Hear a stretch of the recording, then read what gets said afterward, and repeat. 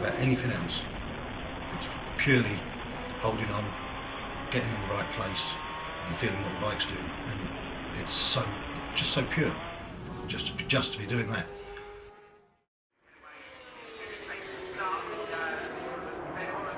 All that goes through my mind is basically just to keep on the sidecar, and knowing that I've got to stay on it, because if I fall off, it could cause the bike to tip over and cause injury to my brother as well.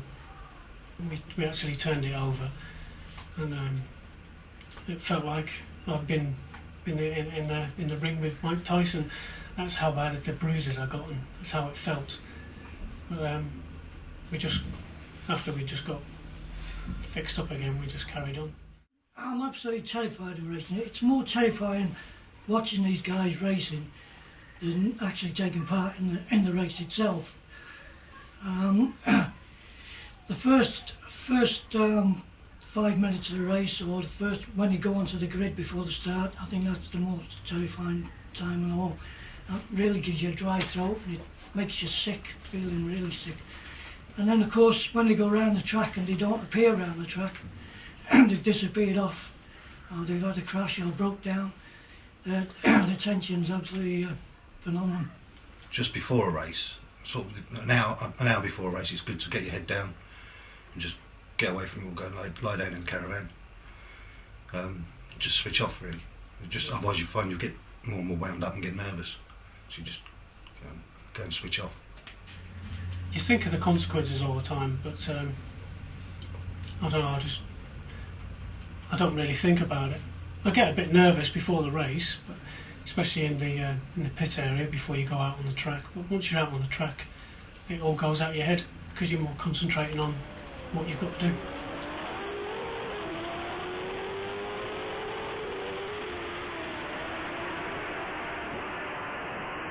The only thing that Mum's ever said to me about racing is she really doesn't want me to do the TT, because I crashed there in '92 and she was nervous as anything before I went out, and she just didn't want me to go back, so I've never been back there.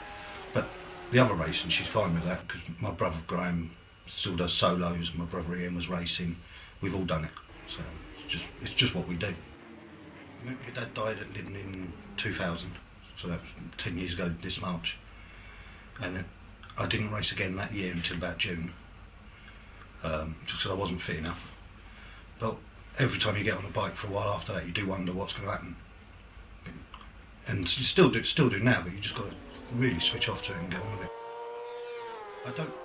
When Dad died, it didn't make me want to quit. I knew I had to get back on at least once to see if I could still do it, and see if I still liked it. And so we arranged for me to get back on. As soon as I was fit enough, I got back on the bike and had a go. And while I was going around, I wasn't thinking about Dad at all, so that's all that mattered. If I'd have gone out and while I was out on the bike, I was thinking, Christ, Dad wouldn't have done it like this, or no, it would have been different to this, then you wouldn't be concentrating on doing what you're doing. But it didn't happen, so it was fine. I mean, when you hear about it, you think, oh, do I carry on? You know, what? I want to live to the next day. I don't want to go out and race and knowing that I might get killed. And I think about it just before, you think, oh, that could happen to me. That's part and parcel of the racing.